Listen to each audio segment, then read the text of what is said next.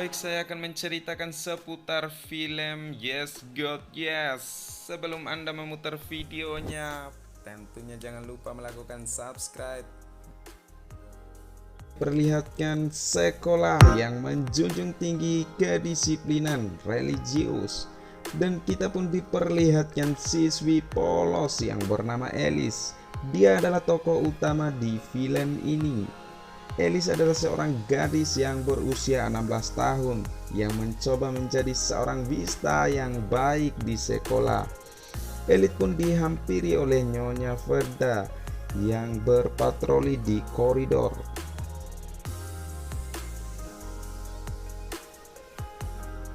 Singkat cerita, pembelajaran pun dimulai. Mereka belajar tentang rangsangan pemersatuan bangsa. Mantap gas lur. Yang dimana Pak Marpi yang merupakan guru di sana menerangkan bahwa laki-laki lebih cepat merangsang dibanding dengan wanita, karena wanita membutuhkan pemanasan terlebih dahulu. Dan ada siswa pria bertanya, bagaimana kalau bercinta dengan diri sendiri, yang artinya bagaimana cowok lain di suatu agama adalah suatu tindakan bejat hukum. Apa yang terjadi? Haram. Setelah pembelajaran pun selesai, Alice pun tiba di rumah dengan baper, badan lapar maksudnya.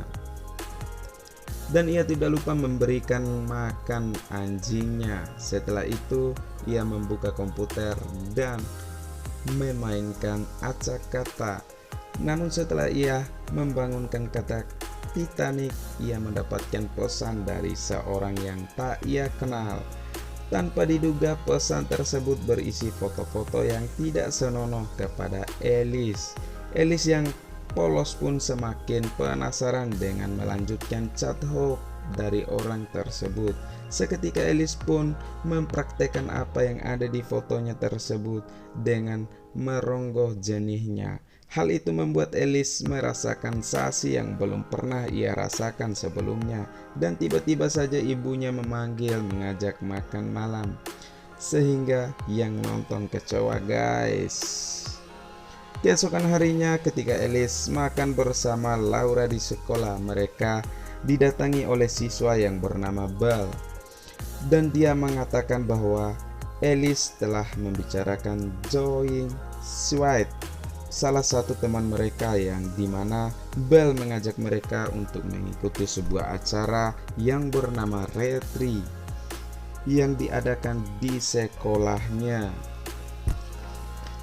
Retreat sendiri adalah acara keagamaan yang diadakan jauh dari lingkungan sekolah dengan tujuan mengisi hari-hari kegiatan keagamaan.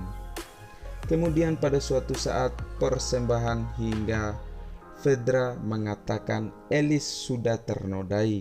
Lalu Alice pun menemui Pak Marpin untuk memberitahukan pengakuan agar dirinya lebih merasa tenang.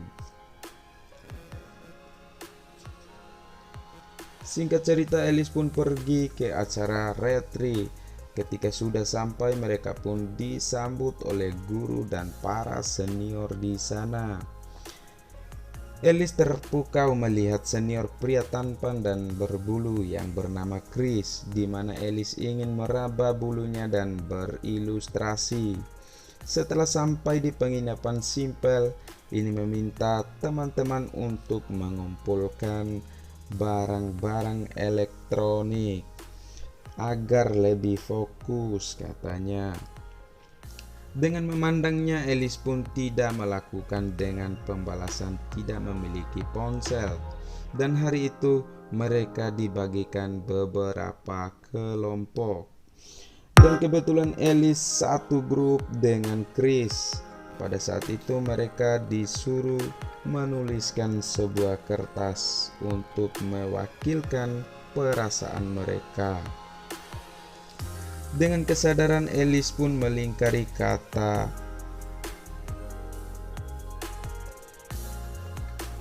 terangsang pada kertas tersebut.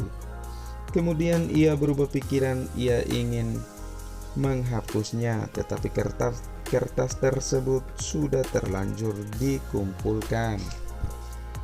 Setelah malam tiba, Elis pun memainkan HP-nya, dan ketika HP-nya bergetar, di sanalah Elis mendapatkan ide dan penasaran ingin merasakan sensasi itu lagi. Di hari kedua retri, mereka diwajibkan mengelilingi hutan dengan guna untuk mengagumi ciptaan Tuhan. Di tengah perjalanan tersebut timbul sebuah ide yang dimana Elis berpura-pura tersandung agar mendapatkan perhatian dari Chris. Dan benar saja, ide itu pun berhasil. Elis pun digendong dan diantarkan ke penginapannya. Sesudah sampai di penginapan, Elis pun bertemu dengan Bal, yang katanya Bal akan ada sesi foto bersama di jembatan 5 menit lagi. Dan ketika handphone yang disembunyikan Elis pun bergetar dan diketahui oleh Bel, Bel pun memberitahukan kepada Pak Warpit, dan pada akhirnya Elis pun dihukum bersih-bersih sampai acara retri selesai. Hari ketiga merasa hukumannya masih panjang. Seperti biasa, Elis melakukan bersih-bersih dan tampak sengaja ia melihat pasangan yang sedang melakukan bercocok tanam. Melihat hal tersebut, Elis pun terangsang dan menggeserkan jenihnya di sebuah sapu.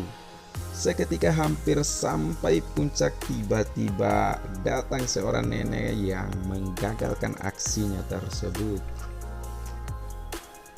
Melaporkan tindakan tersebut ke Laura bahwa pasangan yang selingkuh.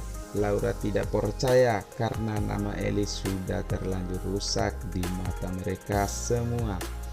Dan ternyata yang bercocok tanam tadi pacarnya Laura. Dan seperti biasa, Elis melakukan bersih-bersih. Lalu ia memberanikan diri memasuki ruang Pak Marpi. Dan seketika Pak Marpi pun datang dan Elis bersembunyi. Kemudian terjadi hal yang mengejutkan, di mana Pak Marpi sudah menonton video bercocok tanam.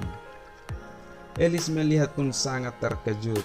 Elis pun diam-diam pergi meninggalkan ruangan dan bertemu Chris di tepi danau. Dan di situ pun keadaan berubah.